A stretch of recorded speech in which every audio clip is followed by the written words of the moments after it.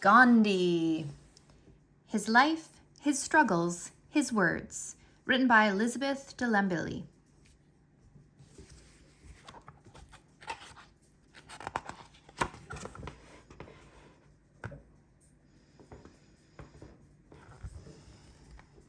Gandhi attending a meeting of the Indian National Congress with his followers, Wardha, India, 1937.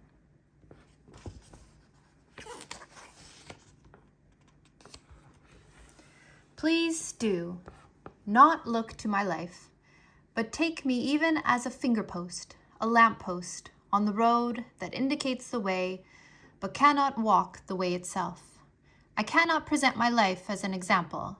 Whomsoever you follow, howsoever great he might be, see to it that you follow the spirit of the master and not imitate him mechanically. Ghandi, Young India, February 9th, 1928. One thing took deep root in me, the conviction that morality is the basis of things, and that truth is the substance of all morality. Truth became my sole objective. It began to grow in magnitude every day. Ghandi, Autobiography, The Story of My Experiments with Truth. Introduction. This is the story of an extremely unusual revolutionary. Here you will read about a small, delicately built man who nevertheless became a giant. About a person who possessed nothing and yet would leave an indelible imprint on human history. In a world racked by violence, he proposed the way of ahimsa, or nonviolence, while teaching the discovery of God and truth, respect for all human beings, and tolerance. Without ever raising his voice, he engaged his entire being in mobilizing the people of India in their fight for independence. And he succeeded. How was this possible? He succeeded because he possessed a great gift, the ability to speak to people's souls with the simplest words and gestures. It was when he was in South Africa, working as a young lawyer, that he first decided to fight against racism and all other forms of exclusion. Returning to his country in 1915, he launched his first campaigns against the British. When he was tragically assassinated in 1948, India had already won her independence, thanks to his vision and his work. But India's independence, though an enormous task, was only a part of his work. Above all, he whom the Indians called Mahatma, meaning great soul, aspired to change hearts. For it was his belief that it is only through love that infinite possibilities are born. It is this task of changing hearts, which must be constantly accomplished, that remains for us today. It is for this reason that Gandhi's message is addressed also to us and to those who will come after us. Let us listen to his words and consider whether some of his goals are also our own. E. de Lambilly.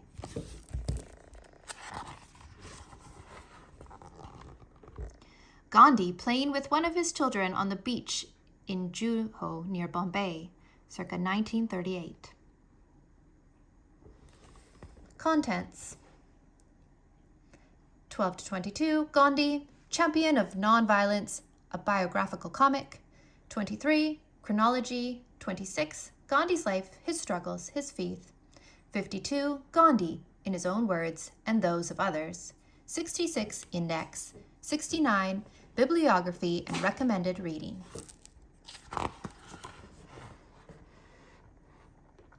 To believe in something and not to live, it is dishonest. Gandhi giving a speech to a largely female crowd in 1938.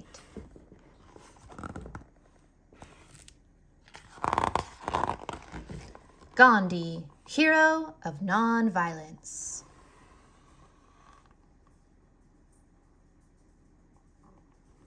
South Africa, 1893.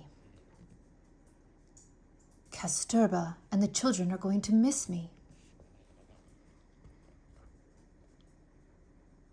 Maritzburg. Pulling out in 3 minutes. Will you look at that? Hey, there's a coolie in my compartment. Coming. You can't sit there. Get up. Your place is in the freight car. But I have a ticket. Leave him alone. Out you go. Ha ha ha. Coolie was originally used to refer to manual laborers from Asia, but quickly became a racial slur and an insult.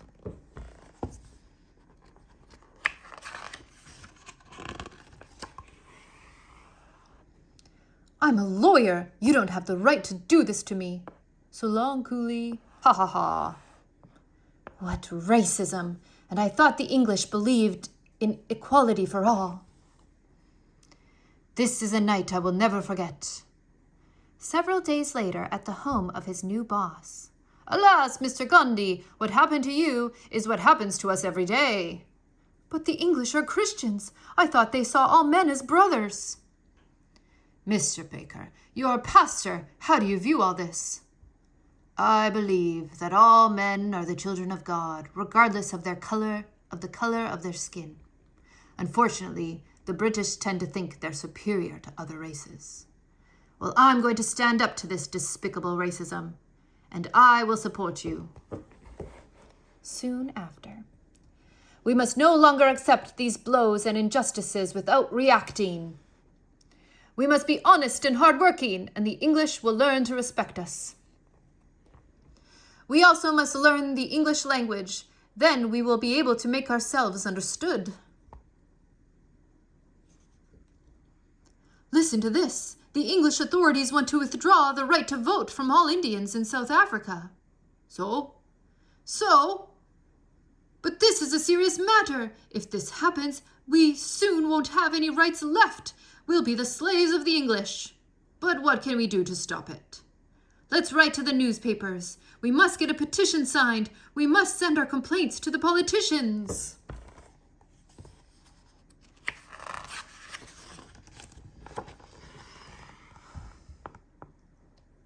Go buy a paper, my dear. A young Indian lawyer defies the English. Come sign the petition. We already have over 1,000 signatures. When the English needed us to work here, they came looking for us. Indian Congress. But now they're afraid we've become too numerous and too rich. So they want to make us pay enormous taxes that would force us to return to India. It's an insult. We must fight. Never. The battle will be long. I must bring my family over from India.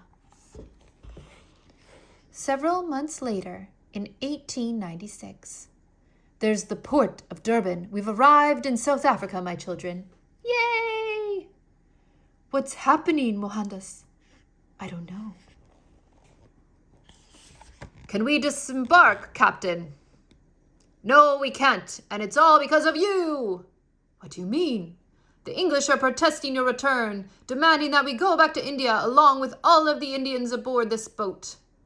Out of the question. We have the right to live in South Africa. We'll wait as long as it takes. 23 days later. All right, you've won. You can all disembark.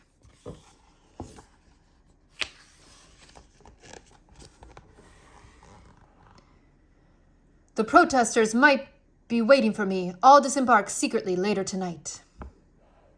It's Gandhi! Kill him!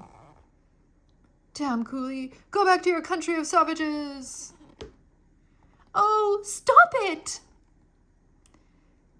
Hey, it's the police commissioner's wife. Let's get out of here. Hurry! Come, Mr. Gandhi. I'll take you to a safe place. Thank you, madam. Without your help, they would have killed me. Gandhi resumed his career as a lawyer, continued his fight, formed an ashram, and had 2 more sons. One day in 1904... What's wrong, Kasturba?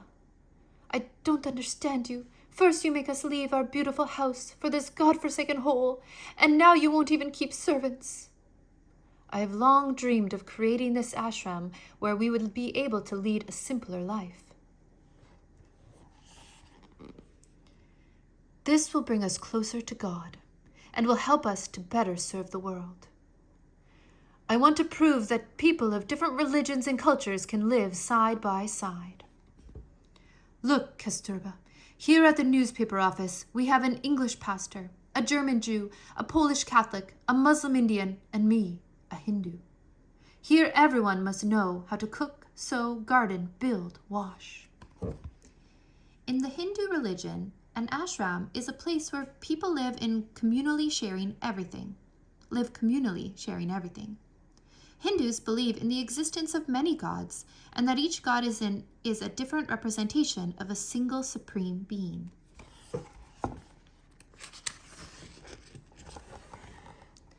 Yes, but cleaning the toilets is work fit for the untouchables. No work is shameful. As for the untouchables, no one should be considered in this way anymore. If we do not wish to be looked down upon, then we cannot look down on others. If you disagree with this, leave. You would cast me out? Me, who has always obeyed you without question?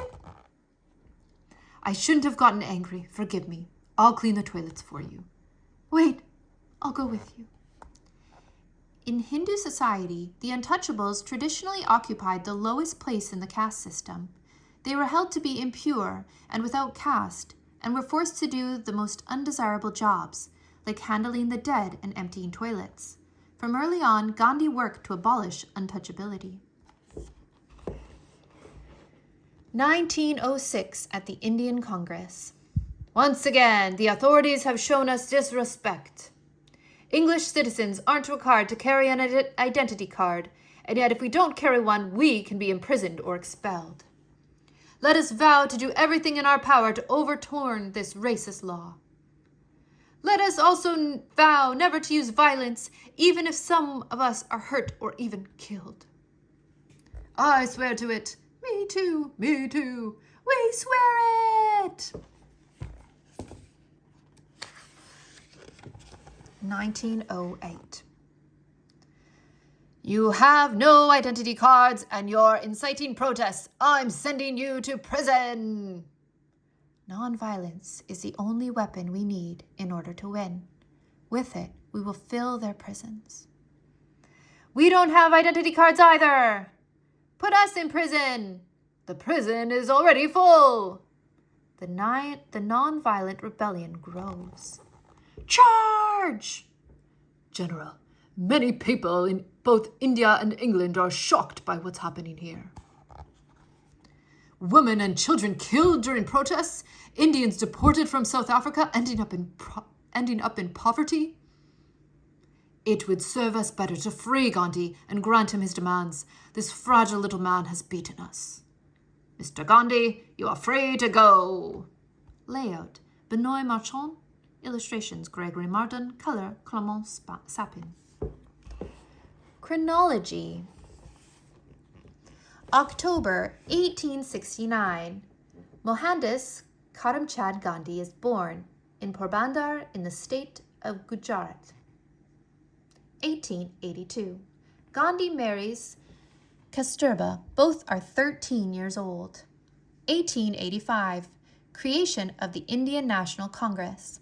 1888 to 1891. Gandhi is a law student in London. 1893. Gandhi leaves for South Africa, where he will stay for 22 years. 1904. Creation of the first ashram, where work and life are communal. September 11th, 1906. Speech in Johannesburg in defense of the Indians of South Africa. Birth of the principle of Satyagraha, or nonviolence.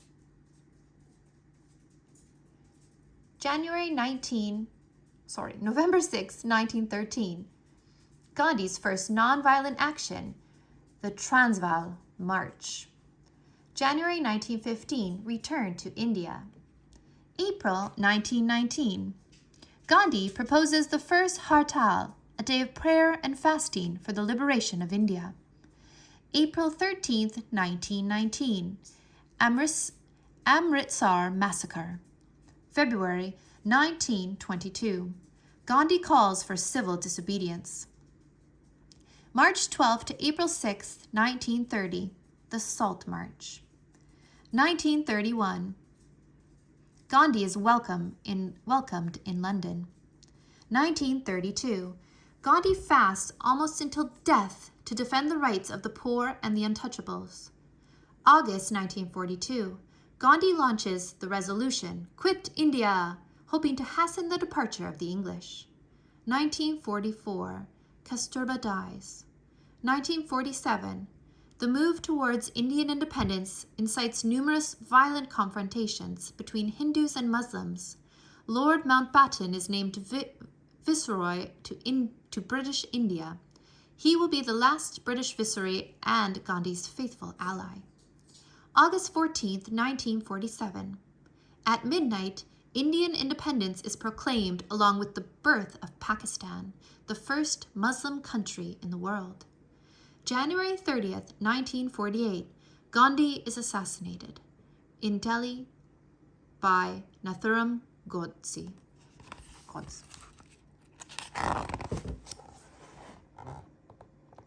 Possession of arms implies an element of fear, if not cowardice.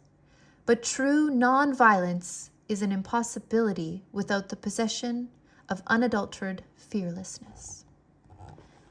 Gandhi around 1925.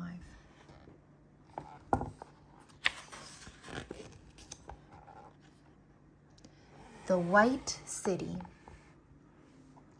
It was in Porbandar, a port city of white houses on the Gulf of Oman to the north of Mumbai today, that Gandhi was born on October 2nd, 1869. At the time, India wasn't a free and independent country, but belonged to Britain's vast colonial empire. The immense Indian territory under British rule included a population of 350 million people, 179 languages, and 544 dialects. Mohandas Gandhi was the last of 4 sons in a Hindu family. His father, whom he loved deeply, was a lover of his clan, truthful, brave, and generous, but short-tempered. As Gandhi later would write, he had received only a modest education, but still had the qualities to be Dewan, Prime Minister, of the tiny princely state of Porbandar, a position held by his ancestors for 6 generations. The Gandhi family was well off despite belonging to the Vaishya caste, which was fairly low in the Hindu social hierarchy. His mother was a dutiful wife and extremely devout. Like many Hindus, she was a vegetarian out of respect for all living creatures. She fasted regularly and prayed often, espousing tolerance and non-violence. In his autobiography, Gandhi writes, "The outstanding impression of my mother has left on my memory is that of saintliness." As a little boy, Gandhi was affectionately called Mohania. He was inquisitive and liked to explore the large family house, but he also was afraid of the dark and terrified of ghosts and snakes.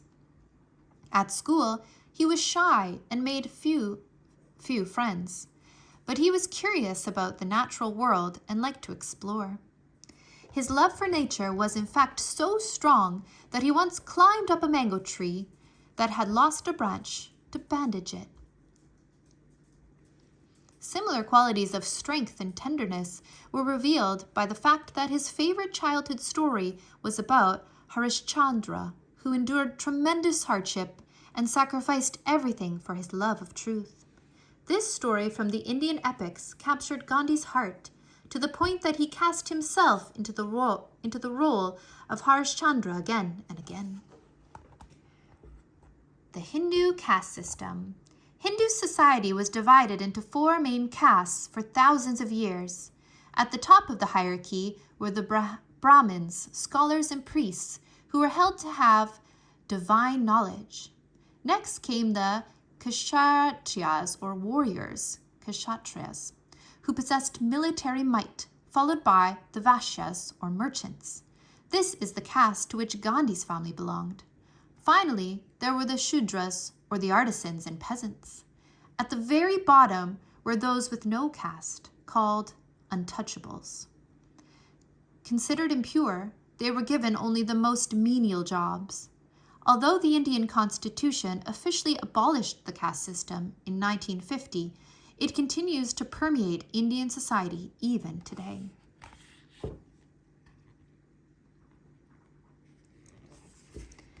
In keeping with Indian custom at the time, Mohandas was married at age 13 to Kasturba, a little girl of the same age who could neither read nor write.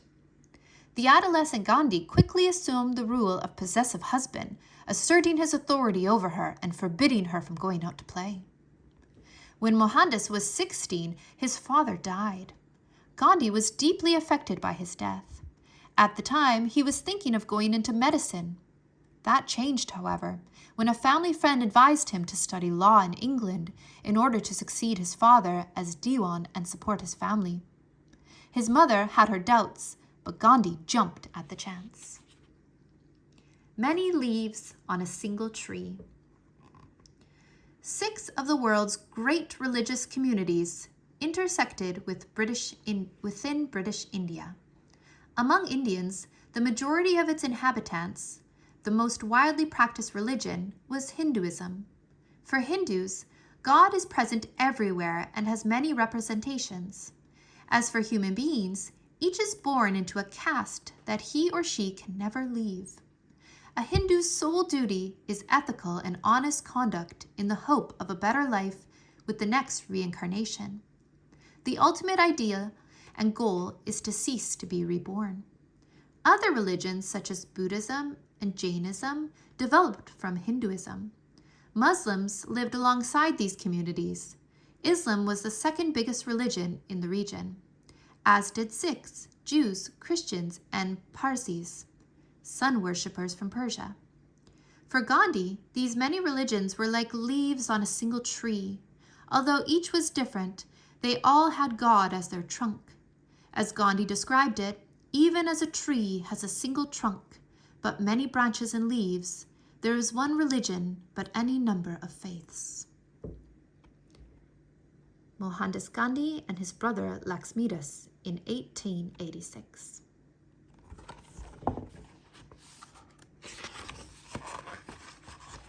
Godless London.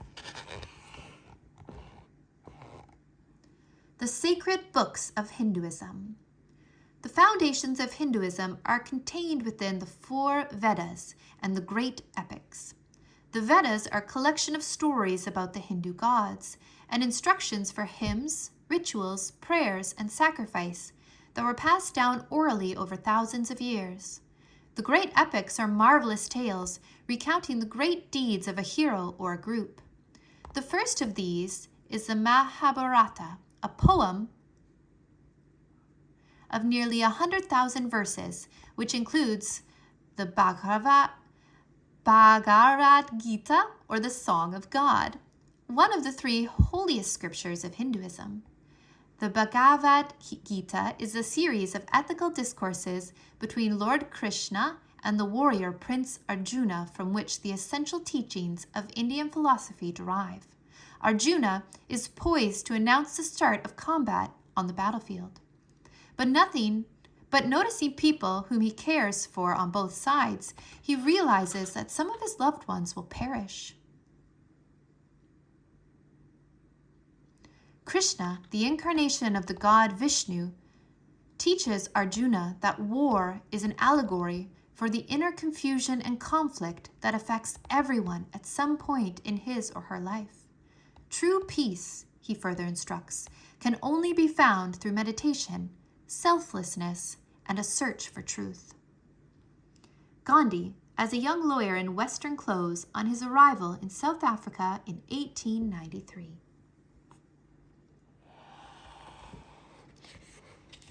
Leaving India was not easy. Gandhi's mother was worried, convinced that London was an immoral den of vice where her son would forget the principles of his religion. Mohandas thus vowed to her that he would not consort with women, eat meat, or drink alcohol. Moreover, since traveling overseas was contrary to the traditions of his caste, he was summoned before his caste's leaders, who tried to get him to hear reason. But Gandhi stood his ground, and thus, on September 4th, 1888, shortly before his departure, he was solemnly expelled from his caste. With that, he left for the teeming city of Bombay, from where he would sail for Britain. Gandhi felt lost in London. He found the city enormous, cold, and gray. He could barely speak English and didn't even know how to use a fork. His goal thus became flawless adaptation. He would become a perfect English gentleman. However, after a few months of dutifully learning to tie a tie, wax his hair, and dance, he realized the futility of his efforts. It wasn't just the thought that he was there for only a short time and had more to do than waltzing and grooming that changed things. What became clear to him was that he was different from the British, and he would never be one of them, no matter how hard he tried. Moreover, his money was running out, and he needed to lower his expenses. As he explored different avenues and pondered his identity as an Indian from the British colonies in London, he became serious about his studies and immersed himself in reading. He also became a serious vegetarian. It was in this way that thousands of miles from home, Gandhi began to make the emotional discovery of his own identity, culture, and religion. He also discovered one of his own religious major scriptures, the Bhagavad Gita. As Gandhi later would write, "To me the Gita became an infallible guide of conduct. It became my dictionary of daily reference." In other words, it took going to England for Gandhi to understand himself as an Indian. He also began to read the Bible and the Quran and was deeply moved by Jesus' teachings from the New Testament. He found the idea of selflessness as the highest form of all religious practice enormously compelling. In 1891, with his law degree in hand, Gandhi boarded a boat and returned home. Once there, after much thought, he decided to open a law office in Bombay. His first case was a bitter failure, with nerves getting the better of him, and business was bad. Although his quiet voice would one day inspire an entire people, he was still too awkward and shy to speak in public. Desperate to make a living and to provide for his family, he thus accepted a position in South Africa to represent a distant cousin in a civil suit. With sorrow, he left Kasturba and his 2 sons behind.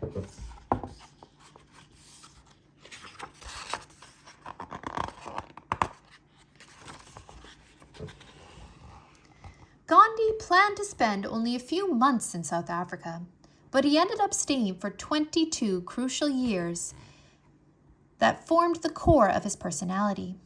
As he himself described it, "I went there seeking my fortune, and instead I found a search for God and self-realization." Like India, South Africa belonged to the British Empire, and it was there, in the colonial atmosphere, that he would experience the most decisive moment of his life. That moment arrived when Gandhi went by train from Durban to Pretoria to work on a case. He was dressed in fine European clothes and took his seat in the first-class car. When a white man who boarded the train at the Maritzburg station saw that an Indian was sitting in the section where he was to sit, he called over the conductor and demanded that the dirty coolie be removed. Gandhi refused to leave and showed his first-class ticket, but it was no use, and he was thrown off the train. It was a cold night, and as Gandhi sat shivering on a bench in deep despair, he pondered the situation of his people in South Africa. As dawn broke, he made the most important decision of his entire life. He decided that he would never again accept injustice. It was June 7th, 1893, and Gandhi was 25. This is how God built the foundations of the life I would lead in South Africa and sowed the seeds of the struggle for national dignity, he later would write. A few days later, the young timid lawyer made his first speech before the Indians of Pretoria. He asked them to unite and stand up for themselves. Their agreement was immediate and unified. Gandhi's first victory came when he won the right for appropriately dressed Indians to travel first class. Success followed success, and within a year, Gandhi had become a prosperous lawyer for the Indian community. With his goal accomplished, he prepared to return home. But when he learned of a measure that would deny the Indians in South Africa the right to vote, he changed his mind. He could not abandon the fight. Sensing that the struggle would be long, he traveled home for Kasturba and his children. Indian workers in the sugarcane fields. Rejecting injustice. When Gandhi returned to Durban, his ship was quarantined. The European community there was unhappy about his return because of the newspaper articles he had written about them back home in India. Their demand was for Gandhi and his family to be repatriated along with all the other unwanted Indians on the boat. As far as they were concerned, Gandhi had caused enough trouble already. The Indian community prevailed and the boat was not sent back. But weeks later, when Gandhi finally disembarked, under cover of night, a riot broke out. Without the courageous intervention of the police chief's wife, Gandhi would have been beaten to death. The government in London ordered his assailants to be brought to justice, but Gandhi publicly refused to prosecute. He preferred to act on his behalf, that vengeance is not the way to disarm one's enemies. His decision not to prosecute won him increased respect among Indians and Europeans alike, and was taken note of in London as well. Indians in South Africa. The English living in South Africa and the Boers, colonists of Dutch origin, were dissatisfied with their African workers. They thus turned to Britain's colonial empire for labor. Indians, mostly untouchables, came by the thousands to work on their farms and sugar plantations.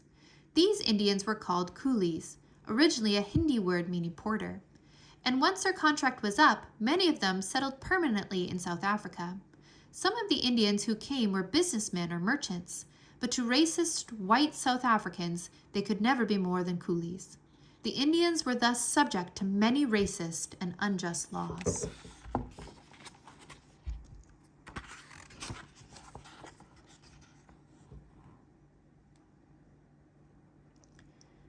Renunciation and selflessness. Gandhi and his wife Kasturba. Gandhi's struggle for his people in South Africa profoundly changed him. As a young law student, he had read in the Bhagavad Gita that renunciation was essential for spiritual awakening. This idea stayed with him and moved him in deep ways. Over time, he began to see renunciation as the only way to move closer to God, and little by little he began to change. First, he abandoned his suits and ties in favor of a white cotton Indian tunic with a matching cap. He further embraced asceticism by learning to do his own laundry. And even cleaning his own toilet. A task traditionally reserved for untouchables. He also pared down his life by eating only once a day and fasting regularly. Asceticism, I apologize, this word today, asceticism. But it was a book by John Ruskin, which he devoured in one sitting on an overnight train in 1904, that led him to complete his transformation. The book was Unto, This Last, in which Ruskin, an English art critic and philosopher, denounces wealth as a cause of slavery. He then shows how a life of manual labor is the only kind of life worth living.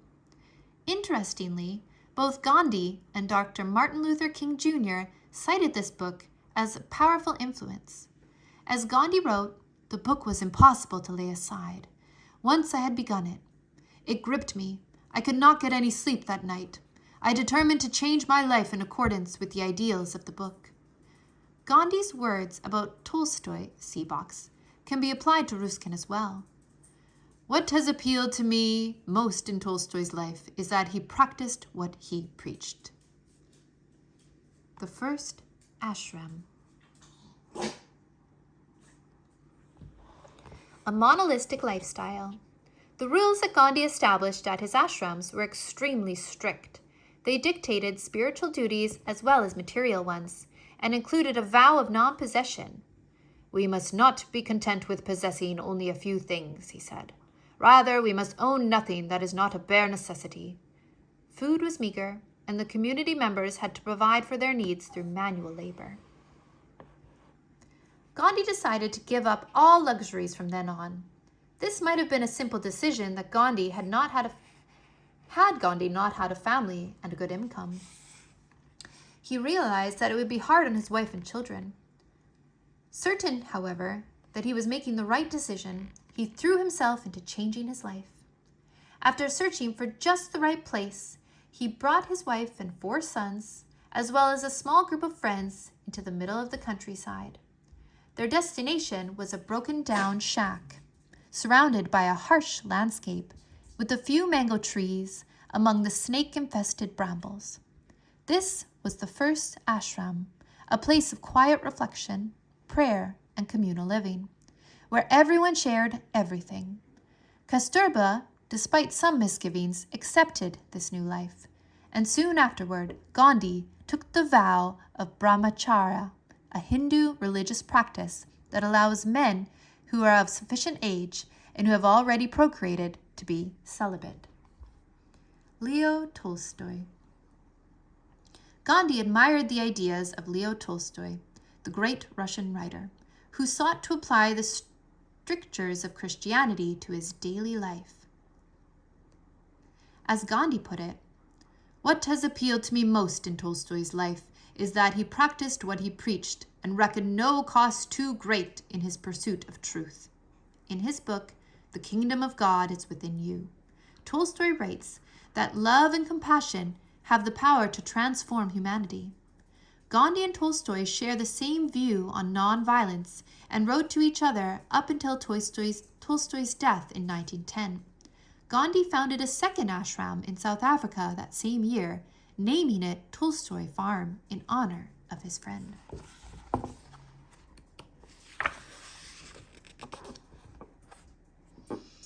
Satyagraha, the power of truth. Gandhi had long meditated on non-violence. Although it was a widespread concept in India and one with which he had grown up, his belief in it was deepened through his reading of the Gospels. He was profoundly affected by the teachings of Christ, who said that instead of responding to a blow with a blow, one should always turn the other cheek, returning hatred with love. Gandhi knew that violence would always lead to more violence. Thus, while he firmly believed in civil disobedience and resisting unjust laws, he was certain that such refusal had to be expressed without violence. He was convinced that unwavering, non-violent resistance had the power to uphold human dignity and disarm even the most formidable adversary. Gandhi first put his theory into practice in Johannesburg in 1906. One night, he spoke before an angry crowd of thousands to denounce a law that would deny the right of residency to any Indian age 8 or older who had not been fingerprinted and documented by the police. This was a new blow to his community, and Gandhi saw only one solution: resistance unto death rather than submission. They would resist, and they would resist and be beaten. They would not react. One by one, the many Indians in the crowd agreed to follow his example and solemnly swore to disobey without violence.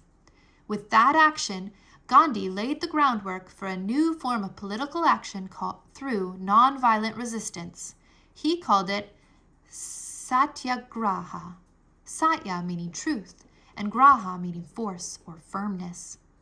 Gandhi thus became the first person to use nonviolence in politics. Later, a number of great men such as Martin Luther King Jr. would follow his example. Year after year, the Satyagraha movement grew. Strikes and protests multiplied, and thousands of Indians were crammed into South African jails.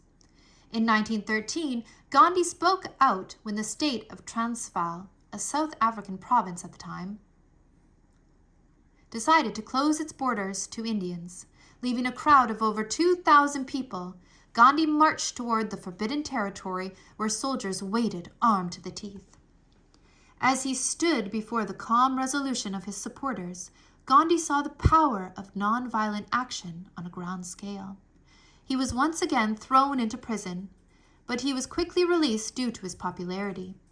The governor of the Transvaal agreed to negotiate, and so Gandhi once again succeeded in winning rights for his people. His South African mission ended in victory. A pacifist who took up arms.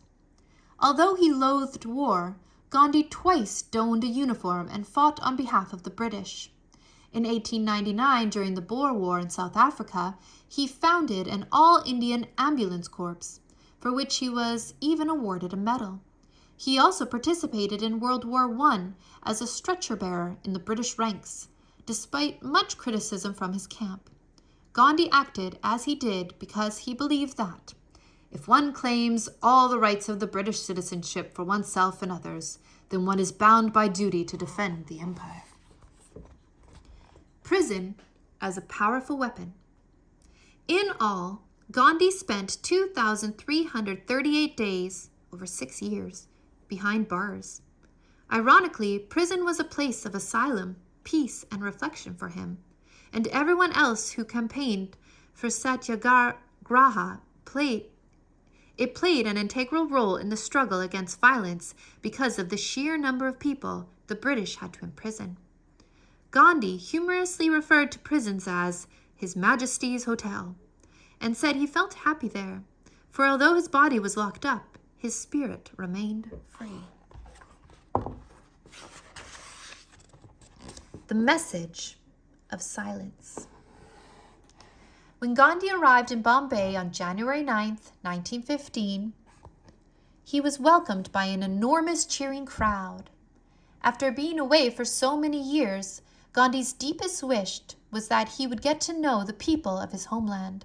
For almost a year after his return, he traveled through the vast expanse of his country. He went from village to village, traveling long distances, either on foot or by train, as a third-class passenger. He was outraged by the filth and ignorance that he encountered, and quickly realized that the Indian people would have to reclaim their history and culture in order to become independent. Each individual would also have to learn to respect all people, including the untouchables and the despised British, to be worthy of freedom. With his beliefs stronger and clearer than ever, Gandhi founded a community on the banks of the Sabarmati River in Porbandar, the place of his birth. There, despite general outrage, he did something unheard of. He allowed a family of untouchables to live in his ashram. As always, his focus was on the enormous task of helping the vulnerable and the oppressed. And once again, he aimed to do this through right action. At the ashram, Gandhi got down to work, and he gave everything to his cause. He headed up thousands of peasants to denounce their exploitation. He held a public feast in favor of the textile workers who had demanded a salary increase, and he assisted peasants decimated by drought who refused to pay the British tax. It was during this period of intense activism that the great Indian poet and philosopher Rabindranath Tagore gave Gandhi the name Mahatma, meaning great soul. Mahatma. The English in India. The lands that comprised British India officially became a colony of the British Empire in 1858. Along with their customs, the British brought their institutions and their language, which eventually would become a unifying force for the many different groups, with their many different dialects within British India. Convinced of their superiority, the British had very little contact with the population under their rule. They socialized in clubs that were closed to Indians, held large banquets with only British food, and played tennis, polo, and cricket among themselves. Most whites at that time did not believe that the Indian population had the right to live with the dignity and respect that comes with equality and freedom. The Indian police dispersed a demonstration of Gandhi's followers around 1919. Gandhi directly confronted the British Empire for the first time in April 1919 at the age of 43. England had resolved through the Rowlatt Act to ruthlessly repress any demonstration in favor of Indian independence and to imprison those accused of sedition without trial. Gandhi carefully considered how to protest the act. Finally, the solution came to him in a dream. He would call for an all-India hartal, a day of fasting and prayer. May all India stop what it's doing so that its oppressors can hear the message of its silence. Gandhi and his followers spread the news, and Indians everywhere enthusiastically answered the call. On the chosen day, stores were closed, schools were deserted, and factories stopped. Silent gatherings formed across the land. At times, however, nonviolence can lead to violence. On April 13, 1919, in Punjab, English machine guns fired into the defenseless crowd, killing over 300 people in what came to be known as the Amritsar Massacre. Enraged, many Indians engaged in retaliatory acts against the British. When Gandhi heard the news, he was heartbroken, and he blamed both the British and the Indians. He held himself responsible for the failure of his followers and suspended the Satyagraha movement. The spinning wheel, not the sword.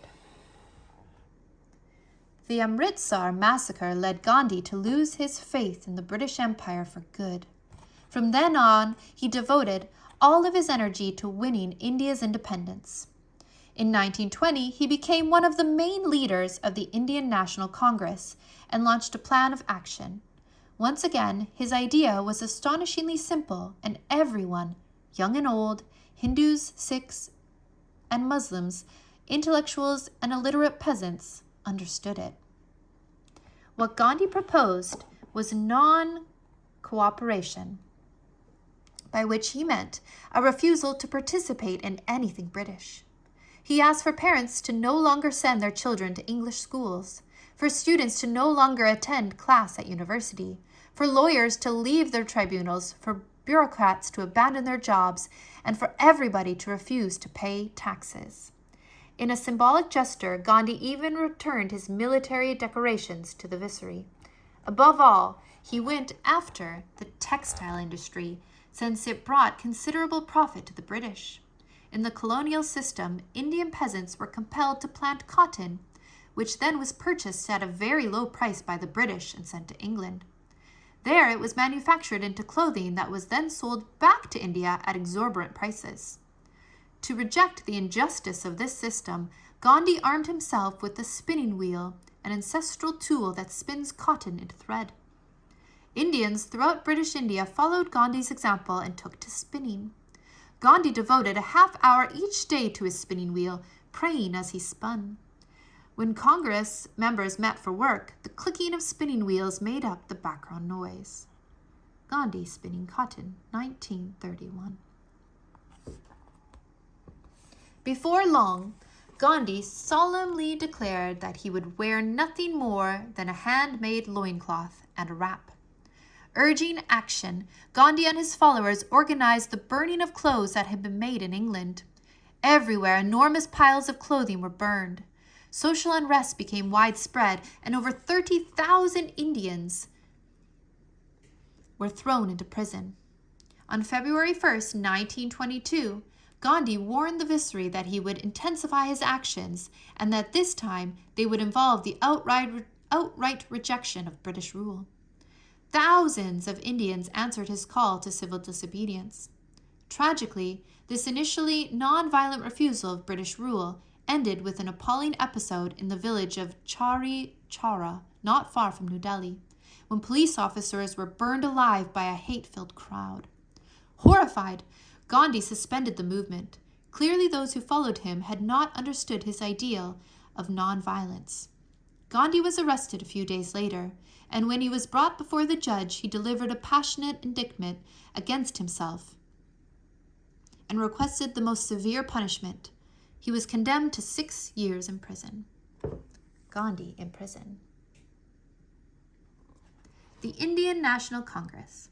In 1885, a few educated Indians founded the Indian National Congress as a discussion group with the goal of opening up the government of India to the Indian elite without undermining the British presence there.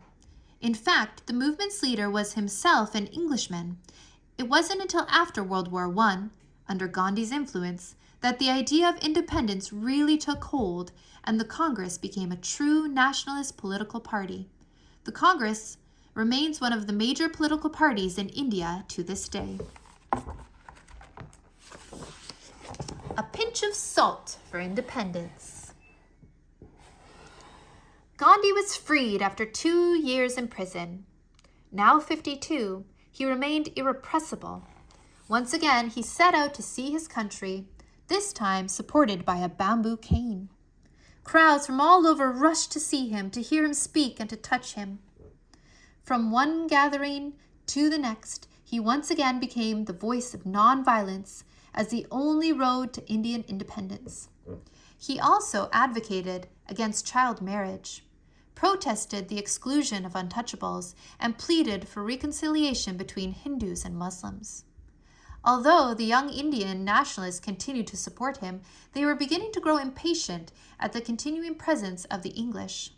Attacks multiplied, and by the end of 1929, Gandhi asked Congress members to swear an oath that they would win India's total independence non-violently, whatever the cost.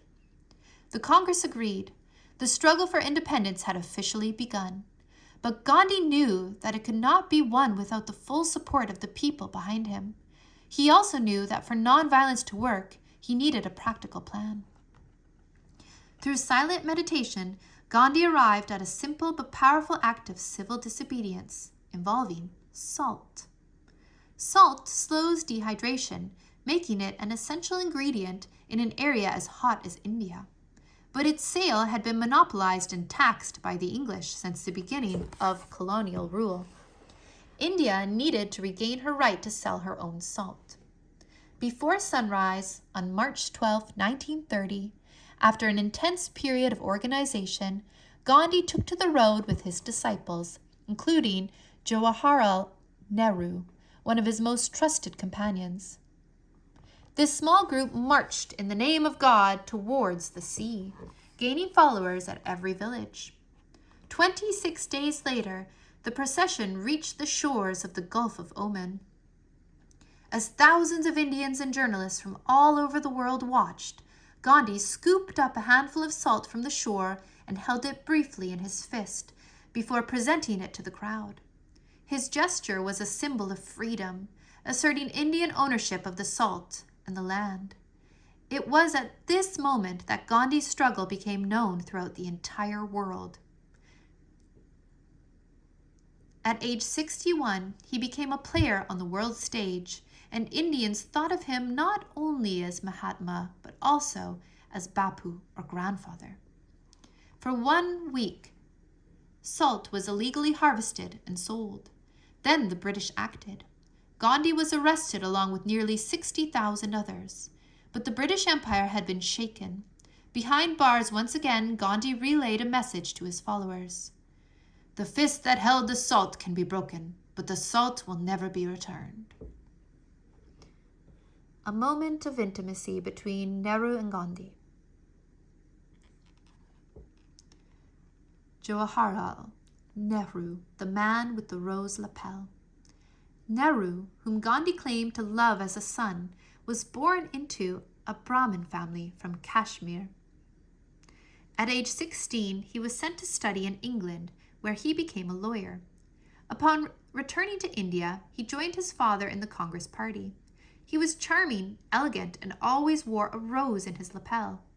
He was quickly elected as Congress President, a post he held for 3 consecutive terms, thanks to his extensive education and his talent as a writer and a speaker.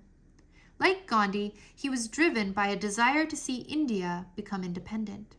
And soon after their meeting in 1916, he became one of Gandhi's closest collaborators,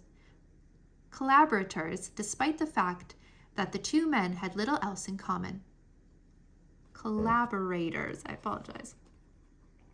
Gandhi was as attached to religion and tradition as Nehru was to atheism and his belief in progress and science. Yet Nehru joined with Gandhi and, like him, he made numerous visits to jail.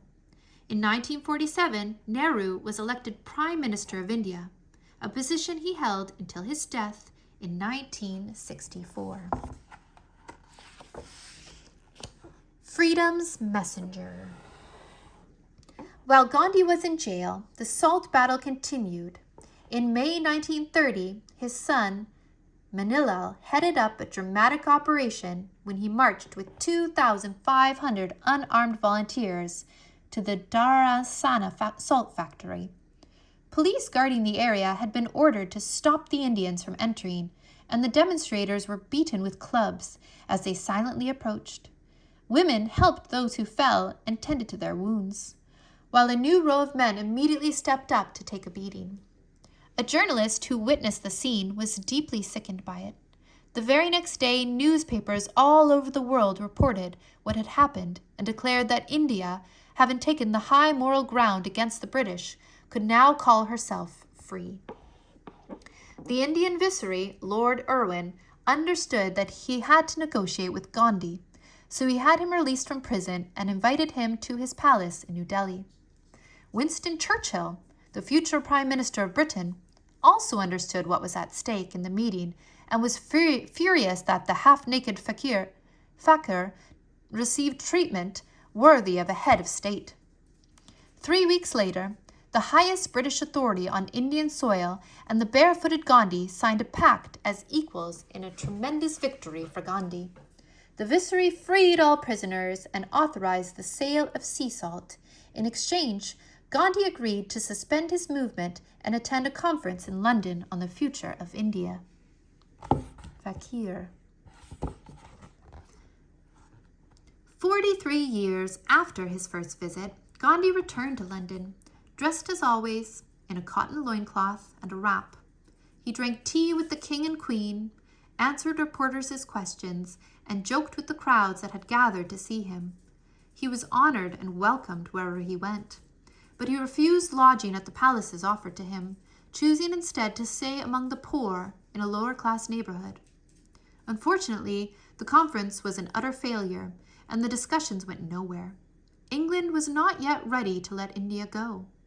All that remained was for Gandhi to return home to India, where he was needed. Traveling light.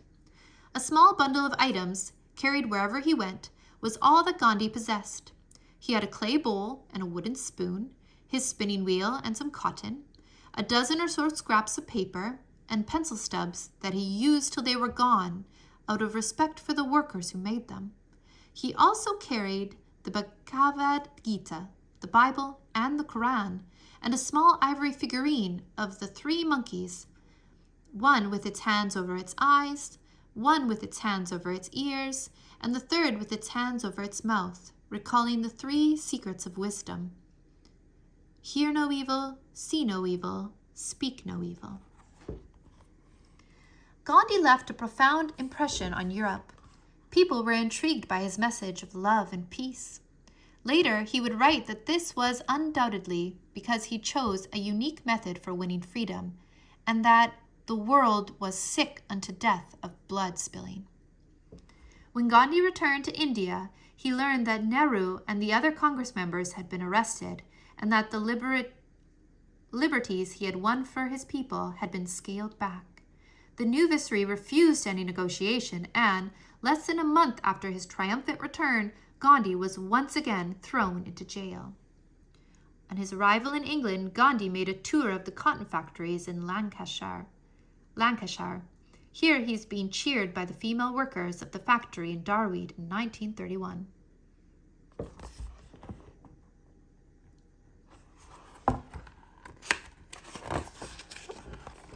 It's not my life that matters. Gandhi on his mat.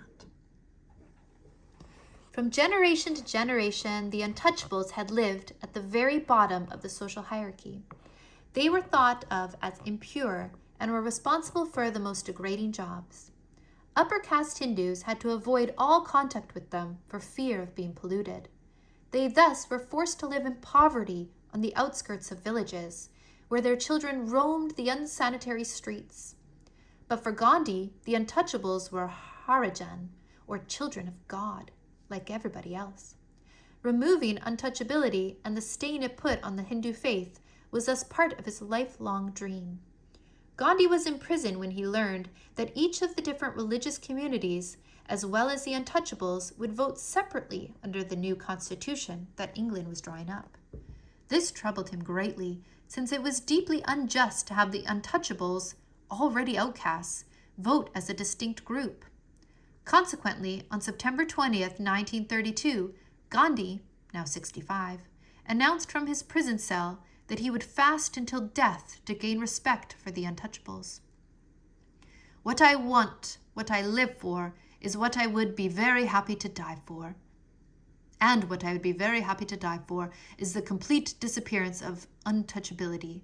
My life doesn't matter. It was not long before all of India heard the news, and soon the whole country began to pray. Upper caste Hindus publicly broke the taboo of accepting food from the hands of untouchables, and temples opened their doors to the former outcasts. In Bombay, Hindu leaders gathered together and frantically discussed how to save Bampu's life, while daily updates about his health were distributed throughout the country. On September 24th, Hindus and untouchables signed an agreement that came to be known as the London Agreement. Although Gandhi received the news with satisfaction, he refused to eat before seeing the document himself. The package arrived on the morning of September 26th, and Gandhi, now near death, finally broke his fast. Indians had answered his call, forcefully weakening practices that had dominated Indian society for thousands of years. It was an astonishing victory. Gandhi and fasting. Gandhi was convinced of the virtues of fasting, but not only because it purified the body. In addition, he turned fasting into a powerful tool of political action, one that he used every time an obstacle became insurmountable. Over the course of his life, he undertook 17 long public fasts to accomplish political goals. Faithful Kasturba. Kasturba was a devoted Indian wife who stood by her illustrious husband and patiently accepted all of his eccentricities. She attended every meeting, every battle, and even went with him to prison. But she was not always happy about it. She had been unhappy at parting with her jewelry and servants, and communal ashram life was hard on her at first. It had been especially difficult for her to accept doing the work of untouchables, such as cleaning the house and the toilets. During Gandhi's long fasts, she also refused food, eating only enough to give her the strength necessary to care for her husband. The blood of liberty. When World War II broke out, Gandhi, who was 70, was a committed radical pacifist. In August 1942, to prevent India's participation in the war, Gandhi launched the Quit India campaign, and he asked the British to leave, this very night before dawn. But before dawn arrived, Gandhi and all the members of the Congress were thrown into prison, where Kasturba would die following a bout of bronchitis. Gandhi too fell sick in prison, but he was released in satisfactory health in May 1944. Weakened by the war, England was now resigned to India's independence. No one had yearned for this more than Gandhi, but when it came in a way that pained him deeply. The Congress's opposing political party was the Muslim League, which represented Muslim Indians. Its leader, Muhammad Ali Jinnah, wanted the creation of an autonomous Muslim state. Gandhi was deeply troubled by the idea of India being split in two. He tried to convince Jinnah that it was possible for Muslims and Hindus to live together as brothers. But his pleading was in vain. The negotiations between them failed. Confrontations multiplied, and all over India, men within the two communities began to kill each other. Thus once again Gandhi took up his bamboo walking stick and set out to dry the tears of every eye by preaching reconciliation. Despite the insults that were hurled at him and the broken bottles that some threw in his path, Gandhi did not give up. India was on the brink of civil war when a new viceroy, Lord Mountbatten, was appointed to end the British presence in India. He was well aware of the situation's gravity, but had very little time to act. Despite his and Gandhi's efforts to reason with Jinnah, as well as Nehru, who could no longer believe in a united India, the partition of India had become inevitable. Pakistan's borders were hastily drawn, cutting villages in two and separating families. As Muslims were the majority in Bengal to the east and Punjab to the extreme west, the new country of Pakistan was made up of two regions over 1,000 miles apart. Nehru, Gandhi, Jinnah. On August 15, 1947, at 12:01 a.m., India became an independent country under Nehru's leadership, and Pakistan, the world's first Muslim country, was born. Gandhi, who is at the home of an untouchable, fell asleep deeply disheartened after praying for everyone's safety. India's partition led to one of the largest exoduses of all time. Nearly 10 million people set out, with Hindus heading to India and Muslims to Pakistan. The two communities clashed in confrontations of unprecedented violence. Today, India is a river of blood, wrote one American journalist. Gandhi with Lord Mountbatten and his wife. Lord Mountbatten. Lord Mountbatten, who was a descendant of Queen Victoria and a cousin to the King of England, was 46 years old when he became the East Indian Viceroy. Gifted with an astonishing capacity for work and powerful decision-making abilities, Lord Mountbatten behaved quite differently from his predecessors. So much so that Nehru once said of him, "Finally, we have a real person for a viceroy."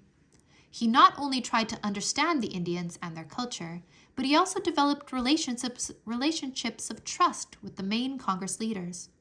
Gandhi was very fond of him and even went so far as to say that Lord Mountbatten echoes some of the values that burn in my heart. The two men shared a deep and genuine friendship.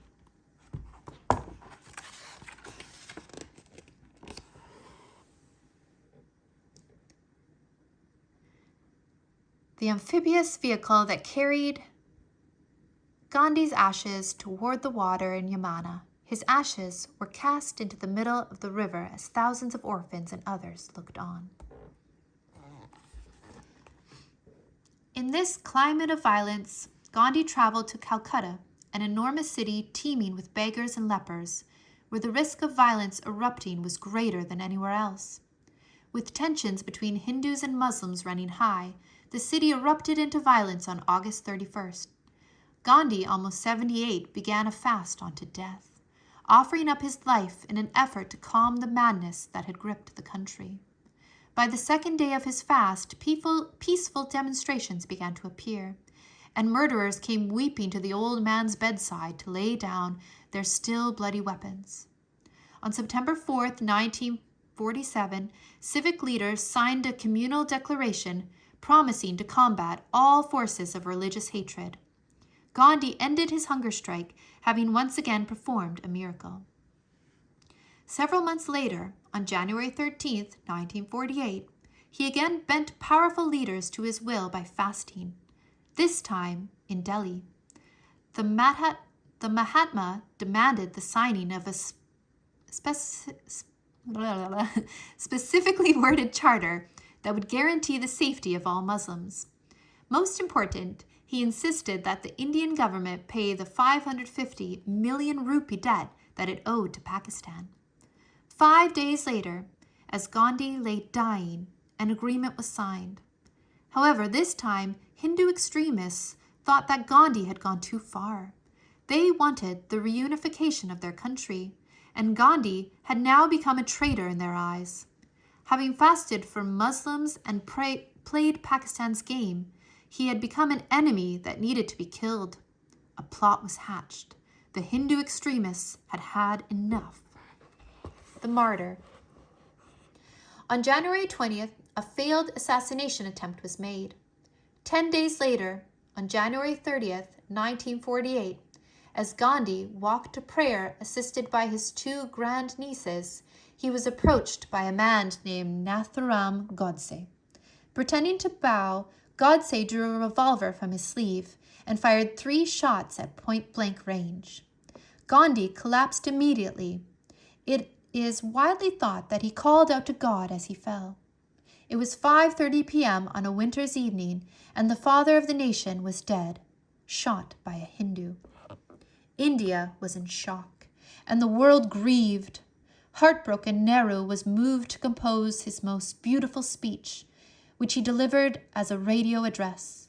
"The light has gone out of our lives," he said, "and there is darkness everywhere." A national day of mourning was proclaimed. To the humble man whom England had so often humiliated, Lord Mountbatten gave a tribute worthy of the greatness that Gandhi had possessed. The Mahatma's body was covered in roses and carried in a funeral procession amidst a sea of people before it was cremated on a block of sandalwood. 12 days later, his ashes were scattered at the confluence of India's secret rivers, the Ganges and the Yamuna.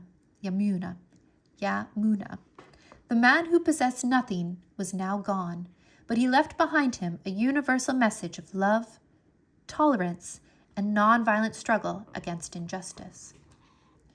Gandhi's assassin, a Hindu extremist.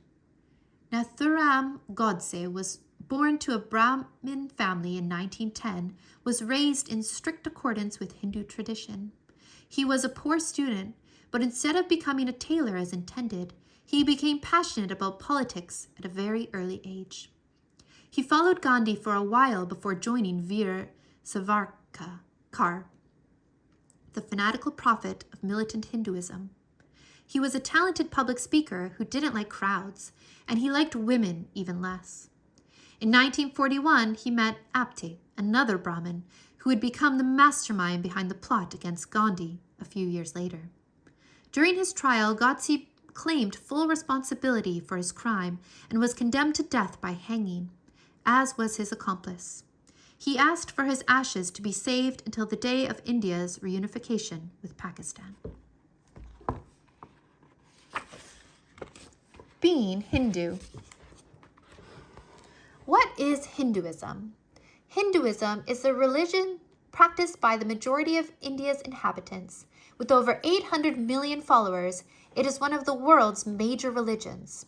According to Hinduism, the universe has always existed, and it follows an infinite cycle of birth, disappearance, and rebirth. Human beings follow this same pattern. They are born, they live, and they die, after which they are reborn to another life. This is the cycle of reincarnation, or samsara.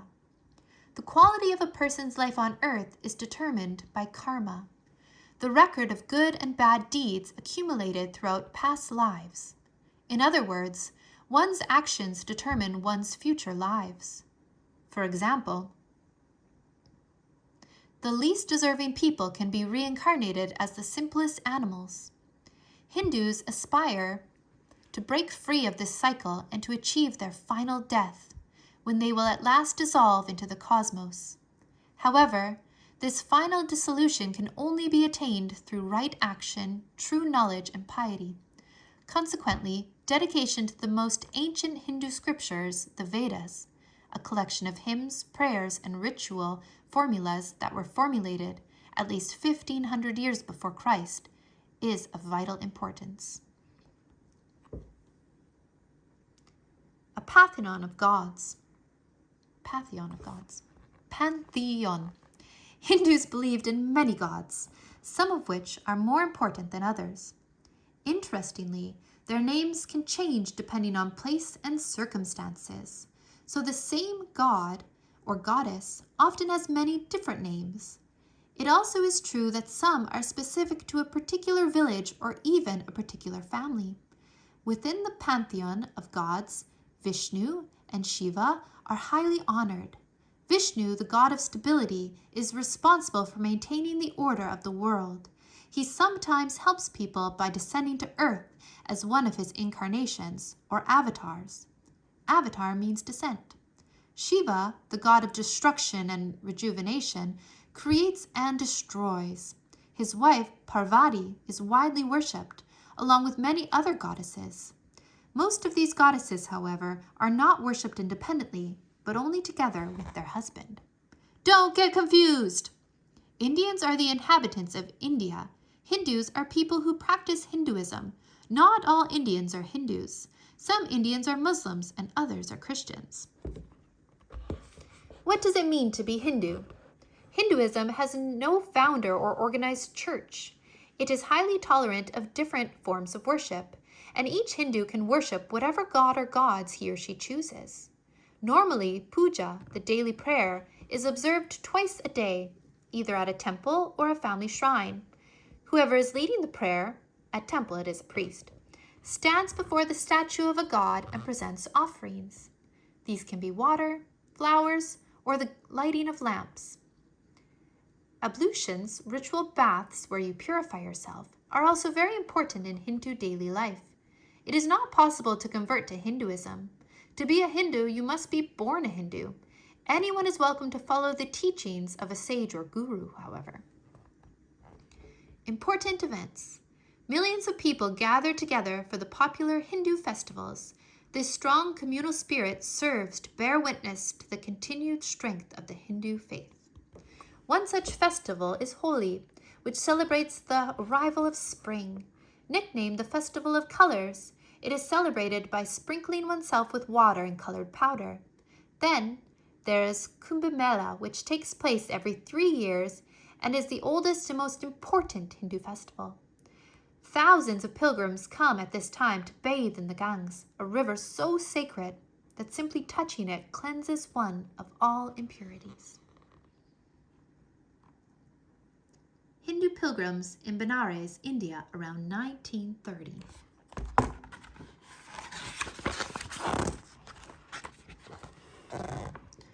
So long as a man does not of his own free will put himself last among his fellow creatures, there is no salvation for him. September 22nd, 1931, London. A throng of admirers try to get a closer look.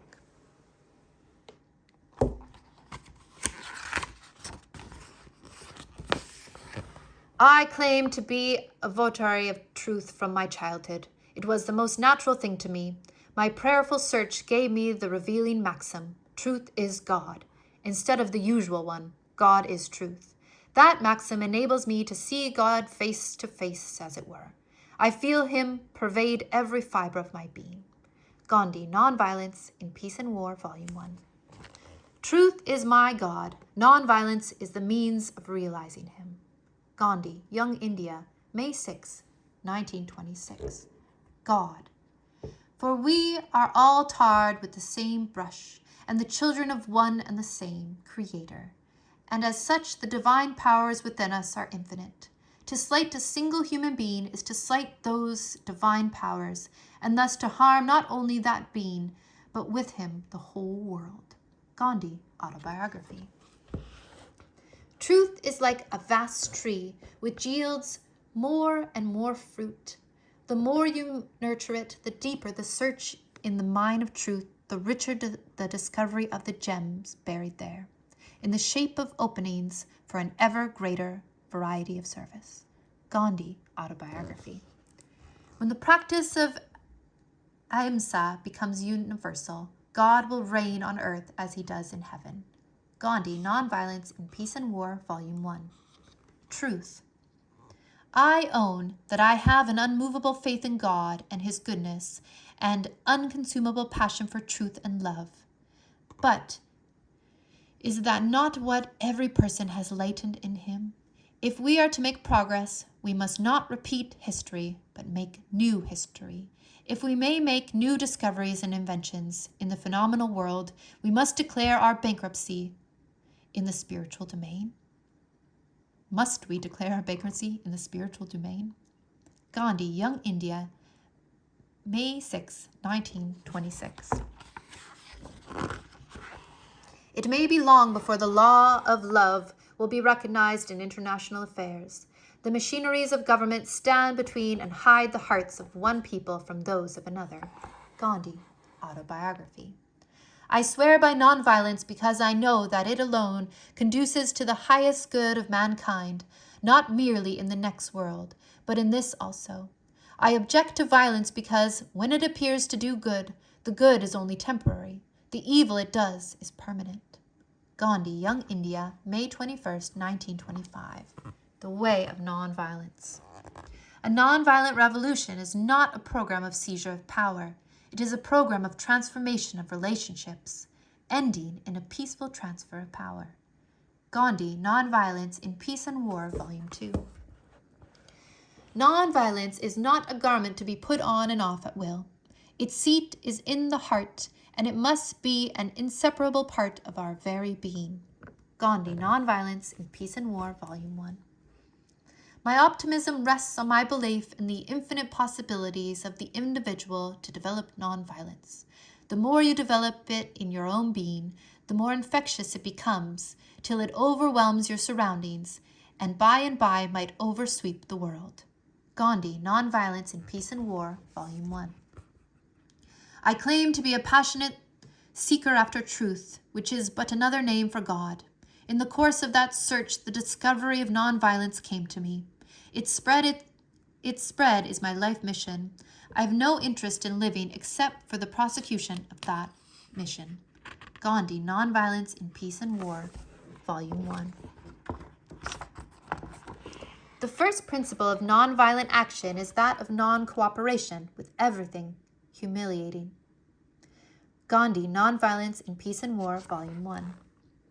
I hope to demonstrate that real Swaraj self-rule will come not by the acquisition of authority by a few, but by the acquisition of the capacity by all to resist authority when abused.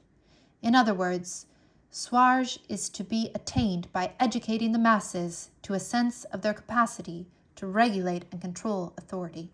Gandhi, Young India, January 29th, 1925. Civil disobedience. The moment the slave resolves that he will no longer be a slave, his fetters fall.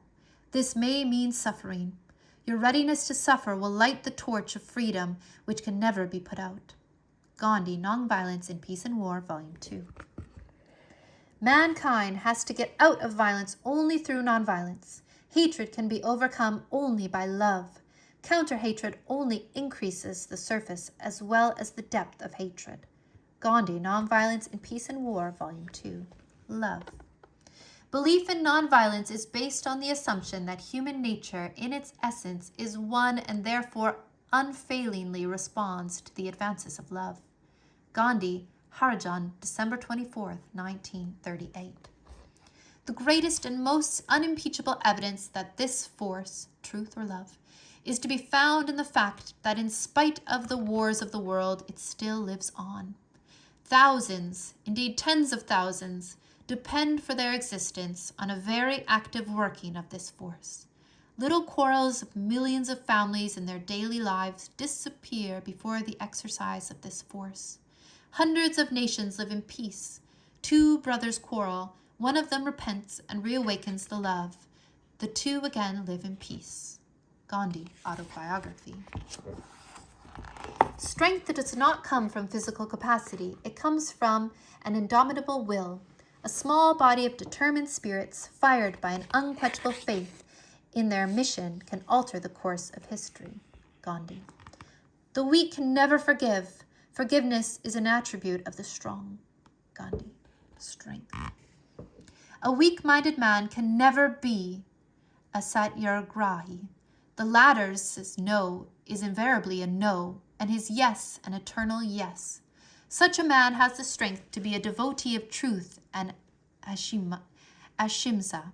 But here one must know the difference between steadfastness and obstinacy. If one finds out that the decision was wrong, and in spite of that knowledge clings to it, that is obstinacy and folly. Gandhi, Nonviolence in Peace and War, Volume 1. I have not the shadow of a doubt that any man or woman can achieve what I have, if he or she would make the same effort and cultivate the same hope and faith. Gandhi. Goodness must be joined with knowledge. Mere goodness is not of much use, as I have found in life. One must cultivate the fine discriminating quality which goes with spiritual courage and character. Gandhi, Nonviolence in Peace and War, Volume 2. In the composition of the truly brave, there should be no malice, no anger, no distrust, no fear of death or physical hurt. Gandhi, Nonviolence in Peace and War, Volume 1. Courage. Mahatma Gandhi will go down in history on par with Buddha and Jesus Christ. Lord Mountbatten, the last British Viceroy of India. What has been said about Gandhi? This is Gandhi's lesson and his legacy to the world. The evils we suffer cannot be eliminated by a violent attack in which one sector of humanity flies at another in destructive fury. Our evils are common, and the solution of them can only be common. But we are not ready to undertake this common task because we are not ourselves. Consequently, the first duty of every man is to return to his right mind in order that society itself may be sane. Thomas Merton. Mahatma Gandhi was a man who made humility and simple truth more powerful than empires. General George C. Marshall, U.S. Secretary of State. If humanity is to progress, Gandhi is inescapable. We may ignore him at our own risk. Mr. Martin Luther King, Jr. In India, there came a man in our own generation who inspired us to great endeavor, ever reminding us that thought and action should never be divorced from moral principle, that the true path of man is the path of truth and peace. Jawaharlal Nehru. Generations to come, it may be, will scarce believe that such a one as this, ever in flesh and blood, walked upon this earth. Albert Einstein.